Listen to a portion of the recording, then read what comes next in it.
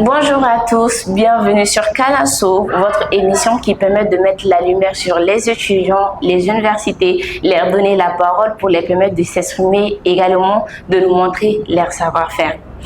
Alors, vous êtes avec votre animatrice Choco Lady Seta. C'est dans le cadre des études de l'échange entre étudiants que nous sommes là aujourd'hui à l'université Technolab ISTA avec deux jeunes structures, intellectuels, surtout courageux et ambitieux. Alors, sans plus tarder, nous allons leur donner la parole pour se présenter. Bonjour. Bonjour madame. Vous allez bien? Oui, ça va, Dieu merci. Ça va de notre côté ici, alhamdoulilah. Bien. Vous pouvez vous présenter s'il vous plaît? Alors, moi, je suis Moussa Ndiaye, étudiant en Master 2 en comptabilité contrôle audit, l'actuel président des étudiants des Technolab ISTA. Merci. Enchanté, plaisir. Et vous, monsieur? Moi, je suis Ndouba Diara, étudiant en licence 3 génie logiciel et technologie du web, également le fondateur de l'application mobile Doniblo. Wow, intéressant, très intéressant. Enchanté.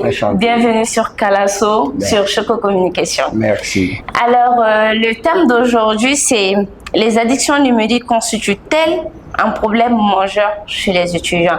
C'est autour de cette thématique qu'on va échanger, discuter avec nos deux jeunes visionnaires. Alors, Monsieur Diara, je me tourne vers vous. Selon vous, qu'entend-on par addiction numérique? Ok, merci d'abord pour l'invitation. Et en parlant d'abord, avant de toucher l'addiction numérique, on va un tout petit peu toucher le numérique en tant que tel. Donc, comme on le dit tout le temps, toute chose, l'abus c'est-à-dire l'utilisation excessive de toute chose est nuisible. D'où ce qu'on dit également, science sans conscience n'est que l'une des lames, d'après Rabelais. Alors, dans ce sens, je dirais que l'addiction au truc numérique, c'est quoi? C'est que vous-même, en tant que présentatrice, tout le temps vous êtes avec votre téléphone, tout le temps vous êtes avec votre ordinateur à longueur de journée. Donc forcément, vous serez vraiment quelqu'un qui dépend maintenant de quelque chose qui serait vraiment nuisible pour lui à long terme. Donc d'où maintenant le côté de l'addiction. Et le numérique, c'est vraiment très nuisible. Quand vous l'utilisez de façon constante, et vous voyez que dans notre génération déjà, il y a beaucoup de personnes qui portent des lunettes, je sais pas, voilà, pour les lumières et tout. Donc c'est vraiment nuisible pour les uns et les autres. Et à forte raison que vous utilisez de plus en plus, vous devenez vraiment addict à la chose. D'où l'addiction numérique en tant que telle. Donc à travers les téléphones, les ordinateurs et tout ce qui va avec. D'accord. Merci. Bien. D'accord. Mais vous pouvez nous dire quels sont les outils numériques les plus utilisés par les étudiants, surtout ici à Technolab ISTA? Bon, ok.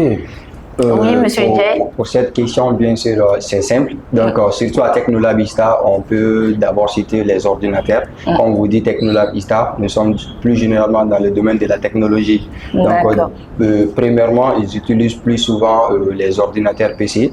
Et viendront les téléphones qui est indispensable pour nous tous, bien sûr. Donc, je pourrais dire que ce sont ces deux matériaux donc, que les étudiants utilisent plus précisément. C'était intéressant parce qu'on a touché un peu l'établissement. Monsieur le Président, est-ce que vous pouvez nous parler un peu de Technolab ISTA? Ah, ok, c'est une très bonne chose. Je vais juste un peu parler de Technolab ISTA. Sinon, si je dis de bien parler de Technolab ISTA, on ne va pas en finir. Déjà, c'est une université privée qui a été créée le 18 mai 1998, l'une des premières universités privées au Mali, avec plus de 30 diplômes accrédités CAMES, que le Conseil africain et malgache pour l'enseignement supérieur.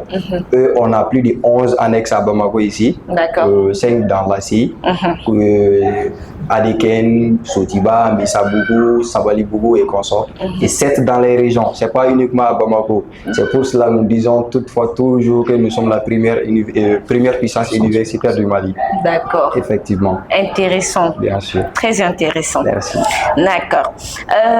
Monsieur Diara, dans votre présentation, vous avez eu à dire que vous avez créé une application, c'est ça? Oui. D'accord. Est-ce que vous pouvez un peu nous parler de ça parce que c'est intéressant intéressant et ça m'a tiqué de voir que vous êtes un jeune étudiant de la licence et qui est déjà entrepreneur.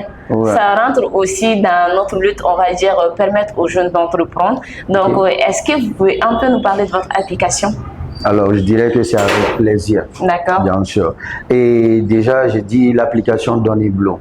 C'est déjà une application qui n'est, je dirais pas que c'est à 100% connu par les gens, mais je dirais que ce n'est plus aussi à présenter comme avant. D'accord. Car c'est déjà une application qui permet maintenant de faire la promotion déjà de nos langues. C'est-à-dire, vous êtes de quelle ethnie? Moi, je suis Soninké. Soninké. Maraka. On va dire comment? Karumo Kivaru. Donc de là, en fait, déjà, vous êtes Soninké. À travers Doniblo, vous pouvez rencontrer des professeurs sur Doniblo qui vous expliquent par exemple le journalisme en Soninké. D'accord. Et vous, les gens qui sont par exemple, moi je suis Ndoba, je suis Djara, moi je peux voir je évolue dans quel secteur? C'est le secteur de du numérique bien sûr, le développement web, d'applications et tout. Donc moi je peux rencontrer également des professeurs qui vont m'expliquer par exemple le développement web application en Bambara. Vous voyez un peu. Et en dehors de tout ça, nous avons notre bibliothèque numérique qui y réside, où les uns et les autres peuvent maintenant se ravitailler de connaissances, avoir beaucoup d'autres informations. Et même ceux qui font les classes d'examen, bien d'autres, peuvent avoir des sujets, les anciens sujets et bien d'autres là-dessus. Et pour clôturer la boucle avec, c'est que, par exemple, vous êtes dans le milieu du journalisme. Oui. Vous allez, par exemple, rencontrer les Abdoul Niang et consorts. Vous entendez parler d'eux. Mais, par exemple, à travers Doniblo, vous pouvez avoir accès à ces gens-là, échanger avec eux, par exemple. Bon, on n'est pas en partenariat ni enfin avec eux, mais peut-être ça va venir. Donc, mais il y a beaucoup d'autres professeurs et de tous les domaines dont vous imaginez même pas. Et c'est pas qu'au Mali seulement. C'est pas qu'au Mali seulement. On est en expansion vers le Burkina, la Côte d'Ivoire, le Niger, ainsi de suite.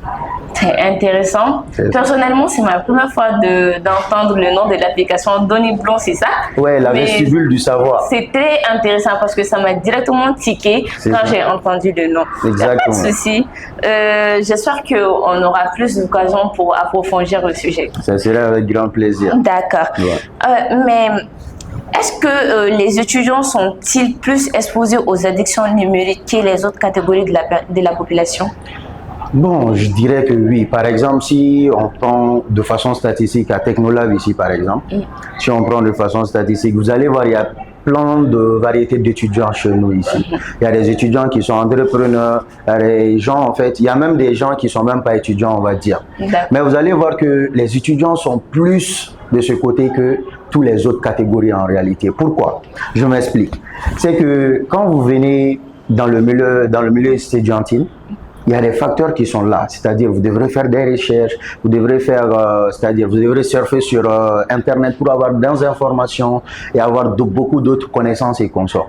Donc là, plus vous serez là pour avoir de la connaissance, plus également vous serez addict à ces choses-là. Surtout le téléphone, c'est vraiment très toxique. Je ne vais pas vous mentir, c'est toxique dans le sens où vous le prenez de façon à long terme. Vous voyez un peu. Donc, je dirais que la question même, c'est-à-dire la réponse de la question se retrouve même dans la question en question même. Voilà. Sans oublier que les téléphones ont aussi des côtés positifs. Oui, bien sûr. Et les addictions, je me disais que comme vous ne l'avez pas touché, ça viendrait avec le temps maintenant. Il n'y a pas de problème, on va en venir.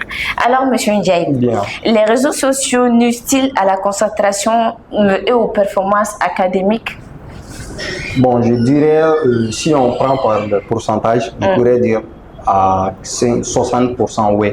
Parce que actuellement, nous les nouveaux étudiants, donc on utilise les réseaux sociaux négativement, alors que nous pouvons profiter des réseaux sociaux pour se tirer des connaissances. Par exemple, les intelligences artificielles qui sont là maintenant. Donc du coup, je pense qu'actuellement là, on peut dire ça nuit sur les étudiants. Parce qu'on ne l'utilise pas pour quelque chose de bénéfique. On l'utilise par exemple les TikTok, WhatsApp et tout. Alors qu'il y a d'autres applications, comme il a si bien dit, qui se créent jour en jour. Par exemple, je prends l'exemple sur son application, bien sûr, Doniblo. Et il y a d'autres applications, comment ils peuvent bien se renforcer intellectuellement et comment dirais-je, moralement, bien sûr, mais bon. Exactement. Nous sommes sur les trucs TikTok et tout. Oui. Donc ça nuit sur nous, bien sûr. Oui, ça nuit. Ok. Monsieur Diarra, je vais me tourner vers vous, puisqu'on a parlé du côté négatif des réseaux sociaux. On va parler là maintenant, les addictions numériques ont des conséquences sur la santé, c'est-à-dire la santé mentale, le stress, l'anxiété, la dépression, il y en a un peu touché. Oui. Mais revenons plus sur les côtés positifs, on va en parler un peu, même si le thème c'est addiction, donc sur le côté négatif, mais on va parler aussi du côté positif. Et je pense que c'est dans ce cadre que votre application rentre en jeu. Exactement. Oui. Concernant le côté positif, c'est-à-dire du numérique, il y en a plein. Mais en réalité, moi je dirais que le blanc, il a créé les trucs numériques, c'était de façon positive. Même s'il y avait le négatif, il y avait plus de positif également. Mais arrivé en Afrique ici, ça a pris autre tournure. Car les gens pensent que, voilà, être sur TikTok, être sur Facebook, mais il y a un point à souligner. Tous ces réseaux sociaux, que ce soit TikTok, Facebook, Instagram, ainsi de suite, j'en passe, vous allez voir qu'il y a des côtés éducation qui sont là-dedans.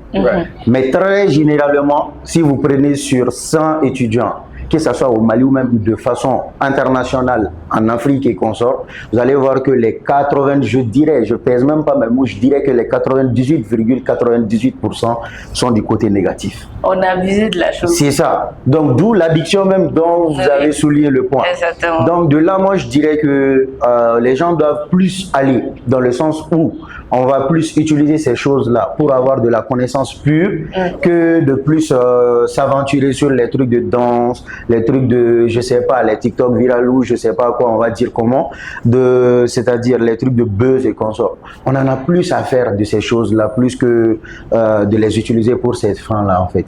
Donc, par exemple, les Chinois, ils utilisent TikTok chez eux. Oui, bien sûr. Mais chez eux, vous allez voir qu'en petit Chinois, si vous partez en Chine, en petit Chinois, le TikTok qu'il a là, vous allez voir quand il scroll, c'est 1 + 1 égale à combien? Des calculs mentaux, ça leur pose des questions, ça leur pose des trucs. Mais chez nous, il faut scroller un peu seulement. C'est juste de la distraction pure et simple réalité de la chose. Et pour la petite histoire, quand on est en Chine, le TikTok malien, ça fonctionne plus. Voilà.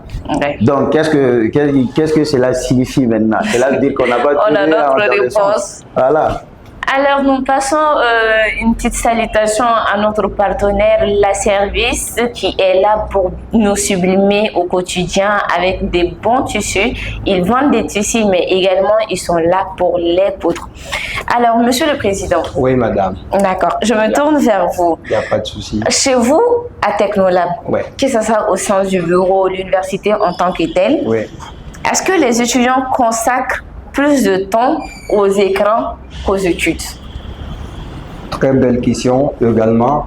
Bon, je dirais au sein de l'établissement ici, ils passent plus de temps aux études que sur les écrans.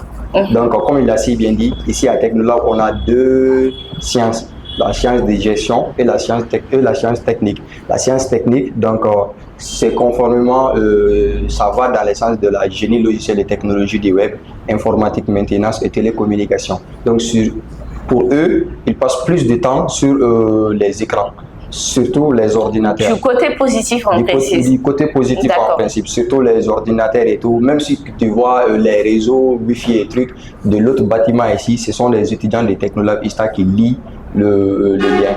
Donc, du coup, je pourrais dire qu'ils passent du temps plus précisément sur les écrans, surtout la science technique que d'autres choses. D'accord. Ouais. Mais Monsieur Diarra, est-ce que vous pensez que les établissements d'enseignement devraient-ils mettre en place des mesures pour limiter tout ce qui est usage de téléphone sur les écoles, les universités? C'est déjà fait, on est d'accord. Mais est-ce que vous pensez que la solution est qu'ils doivent plus limiter ou, on va dire, essayer de sensibiliser pour les dévier sur le bon sens? Ok. Au fait, si c'était de pénaliser les gens pour ne pas qu'on puisse avoir accès à ces choses-là, ça n'allait pas arriver au Mali. Donc moi, je me dis que, comme on le dit en jargon bambara, dit bonnet, c'est quoi. Maintenant, na borachima quand il fait donc maintenant, dans ce sens-là, qu'est-ce que moi je me dis? C'est que ama baliga kewati mina, atenana baliga régler au wati. Donc dans ce sens, on va juste être plus sensibilisation. Que tu mets des barrières, que tu fasses quoi que ce soit, cette génération-là va casser ces barrières-là. Oui. Donc dans ce sens, qu'est-ce qui est de mieux à faire? C'est qu'on doit maintenant plus être de façon psychologique pour sensibiliser la jeunesse dans le sens où, maintenant, c'est ça. Donc dans le sens où maintenant on doit prendre conscience que on doit vraiment utiliser ces outils-là dans le bon sens. Donc même s'il y a le mauvais, mais même quand on voit le mauvais, voilà, d'un peu dévier pour aller vers plus ce qui nous fait évoluer. Parce qu'il est vraiment temps de prendre conscience. Exactement. Oui. Donc sinon les outils numériques, on ne peut pas s'en passer, c'est impossible. Oui. Si tu veux que ta génération, en fait, il faut adapter ta génération avec le concept actuel du monde. Oui. Donc, si tu n'évolues pas avec le monde, exactement. J'allais en venir parce que puisqu'on parle de numérique, on ne peut pas terminer le sujet sans parler de réseaux sociaux. On en a touché un peu. Donc, je voulais demander si, est-ce qu'on peut réussir, selon vous, les études tout en étant actif sur les réseaux sociaux? Même si j'ai déjà la réponse, parce que vous êtes là, vous avez créé votre plateforme, et vous êtes là, excellent à l'école. Mais bon, vous l'avez utilisé dans les bons sens, on est d'accord. Donc, il faut plus s'accentuer là-dessus. Oui, bien sûr. Je peux dire que je suis la personne la mieux placée pour répondre à la question en question. Et dans ce sens-là, je dirais que oui, avec un gros oui même. Parce que pourquoi? Moi, à mes tout débuts, j'étais que sur les réseaux sociaux en réalité, avant la venue de l'application mobile. Mais quand on parle de Doniblo aujourd'hui, pas mal de personnes connaissent l'application. Mais ils ne sont pas venus chez nous pour savoir que l'application existe. Aujourd'hui, on tend vers les 1000 à 2000 utilisateurs sur l'application. Et là, ces 1000 à 2000 utilisateurs ne connaissent pas Ndouba Diarra en question, mais c'est le nom de l'application qu'ils connaissent. Et ils l'ont connu comment? C'est à travers les réseaux sociaux. Exactement. Et là, ce que moi j'ai à dire, c'est que les gens doivent juste faire la part des choses. D'accord. Il y a un temps pour être en classe, il y a un temps que tu dois consacrer sur tes études, il y a un temps que tu dois également te dire que oui, c'est sur ça que je dois bosser pour vraiment faire rehausser mon projet.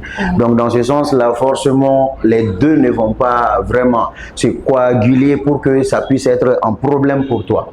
Donc là, ça sera, voilà, ils vont évoluer en parallèle. Ils ne vont jamais se couper, ils ne seront pas perpendiculaires. Parfait. C'est ça. Parfait, c'est parfait. Normalement, vous avez tout dit. Mais comme nous sommes dans le sens de l'échange, donc on va continuer. Exact. Mais est-ce que vous pensez que les bénéfices du numérique dépassent les effets négatifs chez les étudiants? Si on prend le pourcentage des étudiants dans les autres universités, peut-être vous ne connaissez pas les réalités, mais surtout chez vous à Technolab ici. Et est-ce que vous pensez que les bénéfices du numérique dépassent-ils les effets négatifs chez les étudiants? Bon, statistiquement à Technolab, je dirais que oui, ça dépasse. D'accord. Pourquoi? Si ça ne dépassait pas, moi, je n'allais pas créer Doniblo. Effectivement. Si ça ne dépassait pas, il y a d'autres entreprises. Au fait, je ne vais pas vous mentir.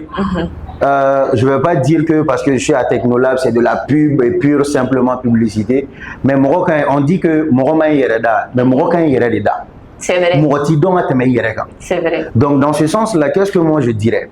C'est que à Technolab, si vous prenez sur 100 étudiants, surtout dans le... Bon, je suis dans le milieu technique quand même, donc je vais un peu plus m'accentuer sur ce côté.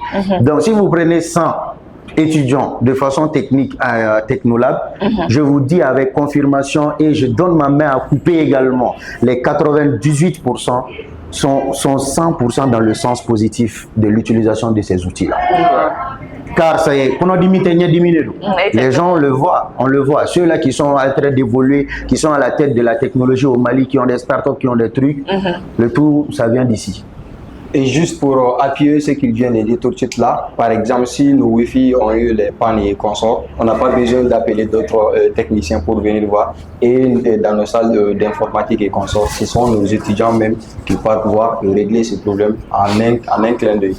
Donc du coup, on peut bel et bien dire ici, c'est dans le sens positif, 100%. Je suis bluffée, vraiment, je suis bluffée. Après, faites un tour. Vous allez revoir. Il n'y a pas de souci. Comme on le dit chez nous en Bambara, oui, c'est vrai. donc, je suis vraiment bluffée. C'est aussi ça, Kalanso. Nous sommes là, c'est pour mettre en valeur, montrer que c'est pas uniquement les gens de deuxième ou troisième âge qui sont intellectuels ou qui ont quelque chose dans la tête. Nous sommes là surtout pour mettre la lumière sur les universités, les universitaires surtout, les étudiants, vous montrez ce qu'on a dans la tête, vous prouvez que quand nous sommes là à l'école, c'est vraiment pour étudier. Je ne vous ai pas oublié, Monsieur le Président. D'accord. Dans votre présentation, vous avez eu à dire que vous êtes le président du bureau. Ouais. Est-ce que vous pouvez un peu nous parler du bureau Synergie? C'est quoi exactement? Ok, comme dans d'autres universités, eux, ils parlent BDE, Bureau des étudiants, mais chez nous, c'est la synergie des étudiants des Technolab ISTA. Donc, comme je l'ai si bien dit au début des mots, nous avons 11 annexes, et dans tous ces annexes-là, il y a un président et représentant, et il y a un président national pour tout coordonner. Donc, du coup, que ce soit dans les régions à Sikasso, Koulikoro, Ségou, Moti et dans les 11 annexes ici. Donc, moi, j'en suis chargé de coordonner ces bureaux-là. Donc, raison pour laquelle on dit le président des différentes annexes et le président national. Désolé de vous couper, c'est-à-dire que vous êtes le président des présidents. Effectivement. Je suis bluffée. J'ai commencé en bas. D'abord, l'année dernière, j'étais le président de Sotiba ici. Et cette année, j'ai réussi le niveau, donc du coup... C'est comme ça, c'est petit à petit, l'oiseau fait son nid. Donc, je suis vraiment chanceuse d'être avec le président des présidents aujourd'hui, on va le dire comme ça. De la plus grande université privée au Mali. Enchantée de la plus grande université privée au Mali. Effectivement. D'accord. Alors, je suis émerveillée, même bluffée de différents échanges qu'on a eu à avoir aujourd'hui avec le président des présidents de la synergie de l'université Technolab ISTA et également avec Monsieur Diarra, le jeune entrepreneur qui a mis en place son application. C'est plus une plateforme, son application numérique qui s'appelle Doniblo. Doniblo. Exactement. Ouais.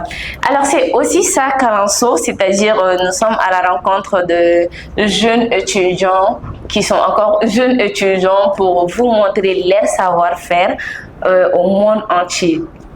J'ai plus de mots. Tellement émerveillée que j'ai vraiment plus de mots. Alors, Monsieur Jai et Monsieur Diarra, quels sont votre mots de fin, vos conseils que vous avez à donner à l'endroit de la jeunesse malienne? Ok, juste un mot. Comme notre président de la transition, l'actuel l'a dit, le futur, c'est la jeunesse. Donc, du coup, soyons juste humbles, travaillons dur, suivons les conseils et tout. C'est tout ce que je peux dire. Alors, moi, de mon côté, comme closing, je l'ai toujours dit, travaillons pour avoir de la connaissance. À travers ces connaissances, cherchons des marchés pour nous-mêmes et faisons nos propres projets. Ce pays-là, c'est pour nous, c'est pour la jeunesse et personne ne viendra le bâtir à notre place. Que vous voulez ou pas, le Mali reste le Mali et les Maliens resteront toujours Maliens. Que tu pars d'autres pays ou que tu sois au Mali, tu restes toi-même. Donc la jeunesse, c'est le pilier de l'évolution de ce pays-là. Et juste pour clôturer, on remercie également Choco Communication. C'est une opportunité en or pour toutes les universités privées de s'exprimer comme ça. Par exemple, vous ne saviez pas que ce jeune homme était un entrepreneur. Exactement. Donc du coup, on vous remercie pour ça. Après la division de cette émission, bien sûr, d'autres personnes sauront également l'existence de l'application Doniblo. On vous remercie pour ça. Aunité. Merci à vous, Monsieur Jai, le président, le grand président. Et merci également à vous, Monsieur Diarra, jeune entrepreneur. C'est fait un plaisir d'échanger avec vous. C'était très fructueux. J'ai eu également à comprendre énormément de choses, d'où l'existence de l'application Doniblo. D'accord. Et c'était les 17 ans sur Kalanso. Comme on le dit, comme je le dis toujours, dans la vie, rien n'est impossible. Tant qu'on veut, on peut. Merci à vous et à la prochaine. Merci.